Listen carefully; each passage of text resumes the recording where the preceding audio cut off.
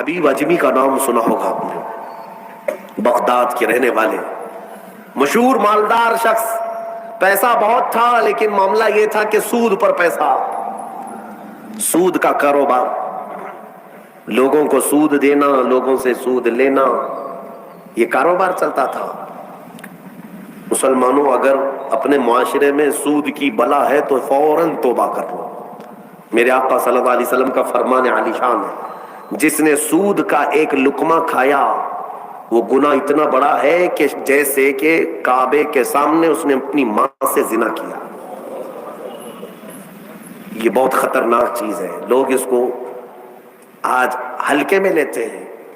پیسہ ڈبل کرنے والا سسٹم مسلمانوں کو بہت جلدی پسند آتا ہے۔ کوئی بھی آ جائے کمپنی، چیٹ فنڈ کمپنیاں صرف مسلمانوں کے محلے میں ہی کامیاب ہوتی ہیں، باقی جگہ نہیں۔ لاکھ روپے دو اور تم گھر میں نواب صاحب بیٹھے رہو، ہر مہینہ 10-10 ہزار آتا رہے، یہ پتہ ہی نہیں کہ کس طرح سے آتا ہے۔ تمہارے گھر میں آنے والا ایک لقمہ بھی تمہاری تحقیق کے بغیر نہیں آنا چاہیے، تم مسلمان ہو۔ ایک سکہ بھی تمہارے گھر میں بغیر تحقیق کا نہیں آنا چاہیے۔ اگر مشکوک، یعنی جس میں شک ہے، حرام کی بات نہیں کر رہا ہوں، حرام تو بڑی بات ہے، جس مال میں شک ہے اس مشکوک مال کا بھی ایک لقمہ کھا لیا تو اولاد بگڑ جاتی ہے۔ بزرگوں نے فرمایا اولاد بدتمیز پیدا ہوگی، بد اخلاق ہو جائے گی، کردار سے عاری ہو جائے گی، اس کا خیال رکھو۔ تو میں عرض یہ کر رہا تھا کہ حبیب اعجمی سود کا کاروبار کرتے رہے۔ ایک دن ایسا ہوا کہ اپنی بیوی سے گوشت لا کر دیا اور کہا کہ پکاؤ۔ بیوی نے کہا لکڑیاں نہیں ہیں۔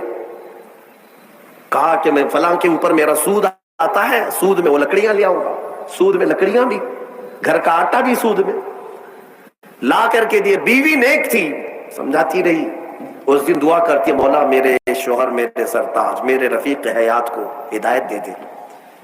جب چولہے پر یہ ہانڈی رکھی گئی، کھانا پک گیا، یعنی سالن پکا، تو اس نے اتارا، حبیب اجمی دسترخوان پر تھا، ہانڈی کھولی گئی تو اس میں پکتا ہوا خون تھا، خون کے علاوہ کچھ نہیں۔ حبیب اعجمی نے پوچھا یہ کیا ہے؟ بیوی نے کہا جب لوگوں کا مال سود میں لا کر کے دو گے تو اللہ تعالیٰ تمہیں دنیا میں ہی خون کھلا رہا ہے، آخرت میں کیا عذاب ہوگا۔ بات اثر کر گئی، بات اثر کر گئی دل پر، اور ڈر بھی گئے کہ اپنی آنکھوں سے دیکھا کہ پکتا ہوا گوشت خون بن چکا ہے۔ فوراً پورے جسم میں کپ کپی طاری ہو گئی، توبہ کیا، کھڑے ہو گئے۔ گھر سے باہر نکلے تو راستے سے جا رہے تھے، بچے جو کھیل رہے تھے، ایک بچے نے پکار کر کہا اے بچے ہٹو، یہ سود خور آ رہا ہے، اس کی چھاؤں کہیں ہم پر پڑ گئی تو ہم برے ہو جائیں گے۔ بچوں میں بھی یہ بات آ گئی تھی۔ حبیب اجمی کو آج دل پر بات لگی، میرا رب کسی کے لیے ہدایت دیتا ہے تو کچھ ذریعے بنا دیتا ہے۔ حبیب اجمی اب رونے لگ گئے کہ میں اس قدر خستہ ہوں، اس قدر بدنام ہوں کہ بچے میری چھاؤں سے بھاگ رہے ہیں۔ اب سوچا کہ اب میں سود نہیں لوں گا اور نہ ہی اس کاروبار میں، سب کو چھوڑ دیا۔ لیکن اب مسئلہ یہ تھا کہ بچپن شروع سے کوئی کام کرنے کی عادت نہیں تھی، پیسہ دینا ہے، مارکیٹ میں گھما کر کے بڑا کر کے لانا ہے، کام کرنے کی عادت نہیں تھی، فن نہیں تھا، ہنر معلوم نہیں تھا، اب کمائیں تو کیسے کمائیں۔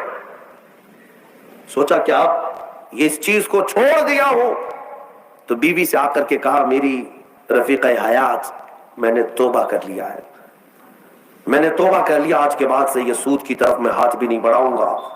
بیوی سجدہ شکر ادا کرتی اور کہتی ہے میرے رفیق، اے میرے زندگی کے ساتھی، اب فکر مت کرنا، میں تم سے کسی چیز کا مطالبہ نہیں کروں گی، آدھی روٹی بھی لاؤ میں صبر کروں گی، آدھی روٹی بھی آئی تو میں صبر کروں گی، اس لیے کہ آپ حلال رزق کی طرف جا رہے ہیں۔ کاش ہماری عورتیں ایسی ہوں جو اپنے شوہر کو سیدھے راستے پر لانے کا سبب بن سکے، ورنہ بہت ساری عورتوں کے مطالبات کی وجہ سے مرد حرام کاریوں میں پڑ گئے۔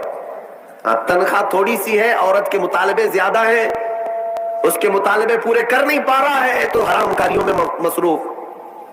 بہت سارے مردوں کے بگڑنے کی وجہ ان کی عورتیں بنی ہیں، اور جب پورا نہیں کر پاتے اور پیسہ بھی نہیں مل پاتا تو پھر نشے کی عادت لگ جاتی ہے۔ ٹینشن سے مکتی چاہیے، جو روز عورت مجھے گھر پہ جاتی پریشان کرتی ہے۔ میرے عزیزوں، وہ حبیب اجمی کی खातून ने उनको दिलासा दिया कि जाओ आप नौकरी करो। नौकरी कहां करते, अब तक करने की आदत नहीं थी, उम्र हो गई थी। सीधे गए, एक देहात छोटा गांव था, उस गांव की एक मस्जिद थी, मस्जिद के अंदर जाकर बैठ गए। दिन भर बैठे रहे, नमाजें पूरी पढ़ ली, इशा का वक्त हो गया, नमाज पढ़ करके अल्लाह की बारगाह में रोने लगे, मौला काम का आदमी नहीं हो, अब तक किया नहीं, अब मैं अपने घर कैसे चलाऊं, तो मेरे लिए कोई इंतजाम फरमा। रात के वक्त आए, बीवी ने पूछा कोई नौकरी मिली? कहां मिल गई है, नौकरी मिल गई है, बहुत ही अच्छी जगह पर एक बादशाह है, उसके यहां खिदमत पर मैं लग गया। कहा बहुत अच्छी बात है। दूसरे दिन फिर गए, उसी मस्जिद में बैठे रहे, रात को आए, बीवी ने पूछा कुछ उजरत मिली आज, जिस बादशाह के यहां काम कर रहे हो तुम्हारी नौकरी पर कुछ तनख्वाह मिली? कहा नहीं, बादशाह ने कहा है कल दे दूंगा। अपनी बीवी को टाल रहे थे, अपनी बीवी को टालने के लिए बोल दिया ऐसी कि नौकरी कर रहा हूं, कहा कि कल देने का वादा किया है। फिर तीसरा दिन आया, तीसरे दिन भी वो उसी मस्जिद में रात गुजार कर आए। बीवी ने फिर पूछा कुछ उजरत मिली? कहा नहीं, आज भी नहीं दिया, बादशाह ने कहा कल दे दूंगा। चौथा दिन आया, चौथा दिन भी मस्जिद में गुजार कर आए। हालांकि बीवी ने सब्र का दामन ऐसा पकड़ी रही और कहने लगी मुझे कोई जल्दबाजी नहीं है, जब आएगा तब खाएंगे। 4 दिन हो गए, आज फिर रात को बीवी ने पूछा कुछ तनख्वाह मिली, घर कैसे चलेगा? 4 दिन से चूल्हा नहीं जला घर पे। कहा आज भी बादशाह ने नहीं दिया, कहा कल दूंगा, रोज कल। 5 दिन गुजर गए।